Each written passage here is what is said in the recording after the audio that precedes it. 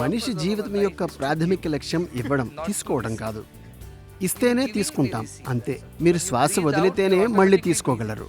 మీరు శ్వాస వదలకపోతే తీసుకోలేరు కూడా. జీవితం అలాగే నడుస్తుంది. మీరు ఇచ్చినట్లయితేనే తీసుకోగలరంటాం మేము. ఉదాహరణకు మీ నైపుణ్యాలు, సేవలు మీరు పనిచేస్తున్న కంపెనీలకు ఇవ్వకపోతే వాళ్ళేమైనా మీకు తిరిగిస్తారా? వాళ్ళు మీకు ముందు జీతం ఇవ్వరు, నెలంతా మీరు పనిచేశాకే జీతం ఇస్తారు. ఇది కూడా అంతే.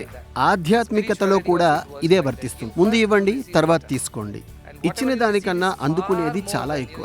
బహుశా మీ జీతాలు, లాభాల విషయంలో సంతృప్తి పొందలేకపోవచ్చు, కానీ ఇవ్వడం వల్ల మీకు కలిగే సంతృప్తి అంతా ఇంతా కాదు. ఆధ్యాత్మికతలో ఇవ్వడం ద్వారా వచ్చే సంతృప్తి చిరకాలం ఉండిపోతుంది.